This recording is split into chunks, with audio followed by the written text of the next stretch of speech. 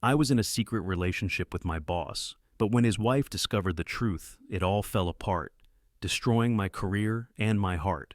You ever find yourself in a situation so messy, so complicated that you can't believe it's actually your life? Like you're watching it unfold, but it feels like a bad soap opera you just can't turn off? That's exactly how I felt when my entire world blew up because of one reckless decision. I got into a secret relationship with my boss. And yeah, it was as bad of an idea as it sounds, but what I didn't expect? His wife finding out in the absolute worst way possible and dragging me down with him. Part 1. The perfect job, or so I thought. When I first landed this job, I thought I hit the jackpot. I was fresh out of college, eager to prove myself. And this company seemed like the perfect stepping stone. The pay wasn't amazing, but it was decent, and the benefits? Chef's kiss. Plus, my boss, David, was the kind of guy you'd see in a movie about young, successful entrepreneurs. He was charming, confident, and had this natural charisma that made everyone want to work harder around him. He wasn't just good at his job, he made you feel like you were good at yours too. Always quick to give praise, a good job here, a casual, I see potential in you, there. It wasn't long before I started looking forward to our one-on-one meetings. At first, I thought it was just professional admiration, like, wow, he's inspiring. But looking back, yeah, I was so naive. Here's the thing though, David was married. I knew this, everyone knew this. His wife Emily would pop into the office sometimes. She was stunning, like model-level gorgeous, and they had this picture-perfect vibe. People would talk about their vacation photos or the way they hosted these fancy holiday parties. So I kept my admiration strictly professional, but then something shifted. One evening, we were the last two in the office, wrapping up a project with a tight deadline. I was exhausted, but he ordered food for both of us and made this huge effort to keep the mood light. At one point, he leaned back in his chair, gave me this look, and said, "You're really impressive. I don't say this often, but you're one of the most talented people I've worked with." I laughed it off, like, "Thanks, that's nice of you to say." But the way he looked at me, it felt different. Like, he wasn't just talking about my work anymore. Still, I told myself I was overthinking it. He's married, he's my boss. No way he'd cross that line. But, spoiler alert, he did. Part 2. The first line crossed. After that night, things started to change. Subtly at first. David became more attentive, more personal. He'd stop by my desk for longer chats, asking about my weekend or my hobbies. At first, I chalked it up to him being friendly, but then the compliments became more frequent, and not always about my work. "You have such a great sense of humor," he'd say. Or, "I don't think I've met someone who gets me like you do." Stuff that, on paper, doesn't sound that bad. Until you remember this guy had a wife at home. It wasn't just what he said, though. It was the way he said it, the lingering eye contact, the lowered voice, the kind of attention that makes you feel special, even when you know you shouldn't. Then came the texts. At first, they were work-related, but soon they started to drift. "Hey, just wanted to say you crushed that presentation today. I'm really lucky to have you on the team." Or, late at night, "Can't sleep. Ever have those nights where your brain just won't shut off?" I know, I should have shut it down right then and there. But here's the thing. I liked the attention. I was young, still figuring myself out, and here was this accomplished, attractive guy telling me I was amazing. It felt intoxicating. The turning point was a company event. It was one of those mandatory fun things, a fancy cocktail party where everyone pretends to like small talk. David was there with Emily, of course, looking every bit the power couple. But the way he looked at me across the room, it was like no one else existed. At one point, I was at the bar, and he slipped up beside me. "You look incredible tonight," he said, his voice low. I froze, glancing around to make sure no one heard. "David, your wife is literally over there." He smirked. "I'm just stating a fact." I told myself that would be the end of it, that I wouldn't engage anymore. But a few days later, he asked me to stay late for another project. And this time, when we were alone in his office, he didn't just compliment me, he touched my hand.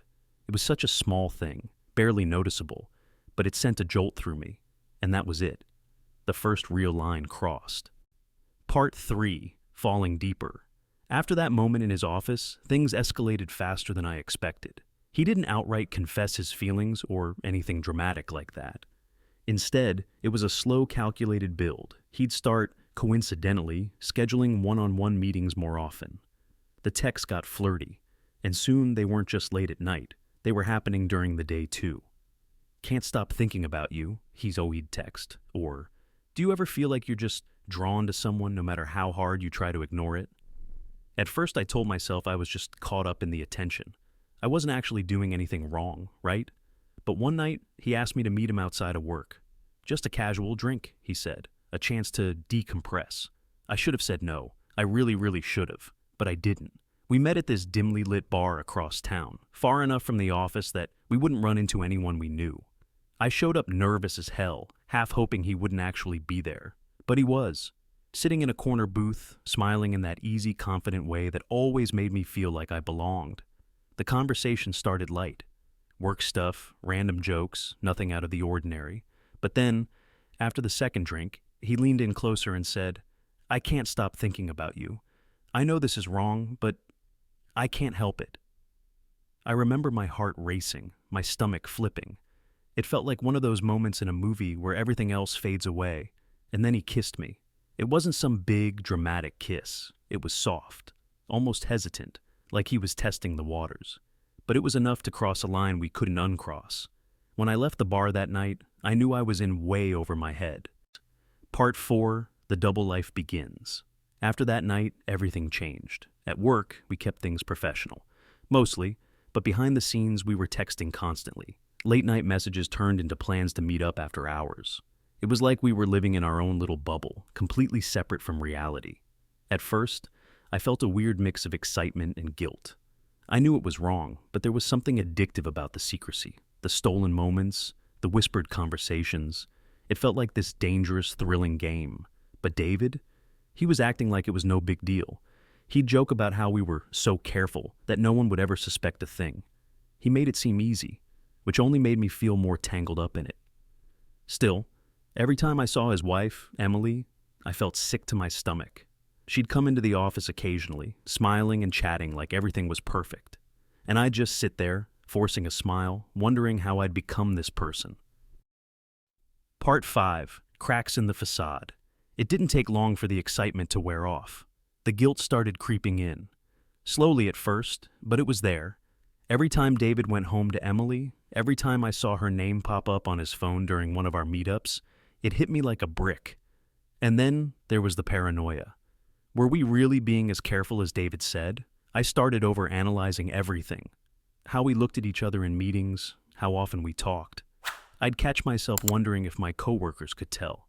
One day, one of my colleagues, Sarah, made an offhand comment that almost made me choke on my coffee. "David's been spending a lot of time in your office lately," she said, raising an eyebrow. "Must be nice having the boss's attention." I laughed it off, mumbling something about project deadlines, but it stuck with me.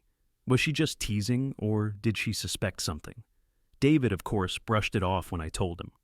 "People like Sarah always gossip," he said. "She doesn't know anything," but I wasn't so sure. Part 6, the first red flag. Things started to feel off with David. Not in the relationship itself, but in how he handled it. He was so casual about everything, like this was normal for him.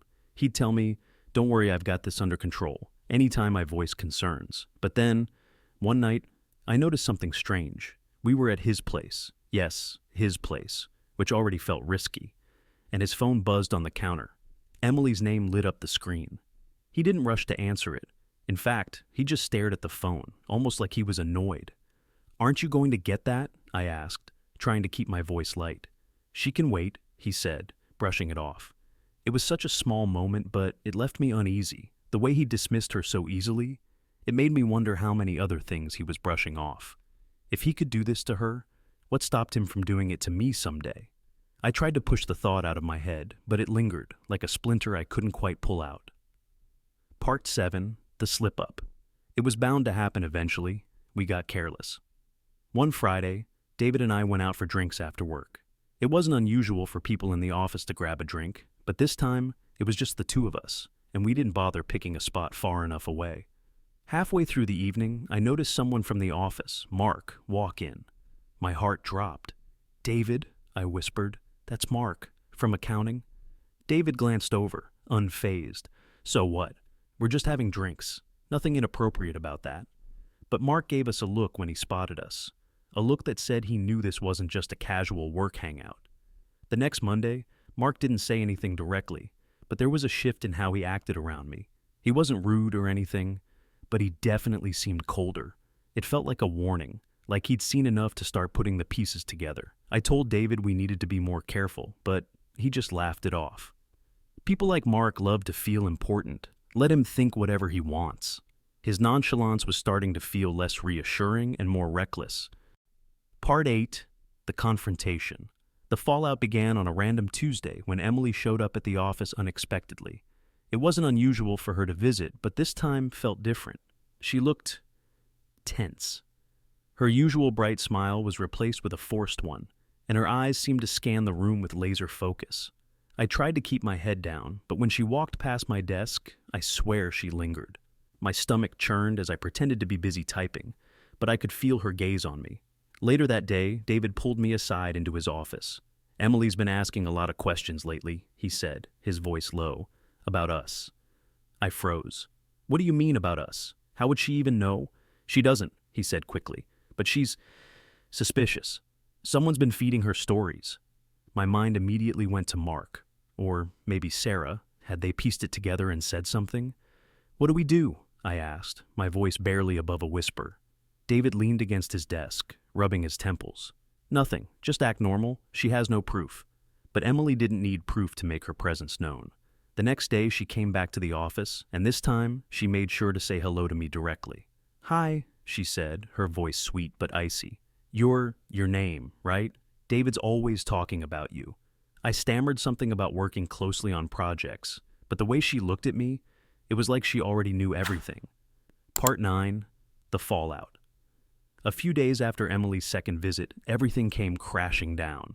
I walked into the office one morning, and the tension was thick enough to cut with a knife. People were whispering in clusters, and every time I passed, the conversation seemed to stop.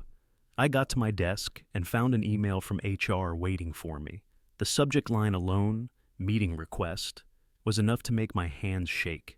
When I walked into the meeting room, David was already there, looking pale and tense. Emily was nowhere to be seen, but the HR rep sitting across from us looked deadly serious. The conversation was a blur. Something about allegations, inappropriate conduct, and violating company policy. Apparently, Emily had found texts, messages between David and me that were more than enough to blow the whole thing wide open. David tried to downplay it, claiming the messages were misinterpreted and that our relationship was strictly professional, but the HR rep didn't seem convinced. As for me, I couldn't even speak. I just sat there, my face burning, as they laid out everything they knew. It didn't take long for them to let me go. By the time I left the building, I felt like my entire life had crumbled. My job, my reputation, it was all gone. Part 10. The Consequences and the Lesson. After I was let go, things spiraled quickly.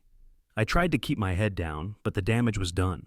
Word spread fast, and I became known as the girl who got involved with her boss. I had friends reach out, but they didn't know what to say. Some were angry with me, some were just disappointed. David? He tried to reach out once or twice after everything went down, but I never responded. I was done with him. He'd thrown me under the bus to save himself.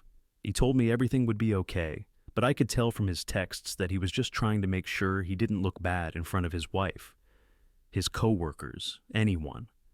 As for Emily, I never saw her again. I don't know if she ever knew how far things went with David, but I always wondered what she thought of me. Was I just another girl caught in his web, or did she suspect all along? But the worst part wasn't losing my job. It wasn't even the public humiliation. It was that, in the end, I lost a piece of myself. I allowed someone to manipulate me into doing something I knew was wrong. Looking back, I can see how badly I messed up. I was young, naive, and got swept up in the excitement of being seen, of being wanted, but at what cost? I hurt people. I ruined my own reputation. And for what? A few stolen moments that ended up being nothing but a lie? To anyone out there who's in a situation like this, or is even thinking about crossing that line, don't. No job, no person, is worth risking your integrity and peace of mind. Trust me, the consequences aren't worth it. I learned the hard way that secrets can only stay hidden for so long. The truth always finds a way out. And when it does, it leaves a mess that's harder to clean up than you'd ever imagine. If you've ever found yourself in a tough spot like this, whether it's a toxic relationship, a bad work environment, or a situation you regret, my advice is simple. Take a step back and think about what's really at stake. Life's too short to waste on things that don't matter in the long run. Thanks for listening to my story. I know it's a tough one, but I hope it helps someone out there make a better choice. If you've been through something similar or you have any advice, I'd love to hear your thoughts in the comments below. And don't forget to like, share, and subscribe if you want to hear more stories like mine. Take care of yourselves and make better choices than I did.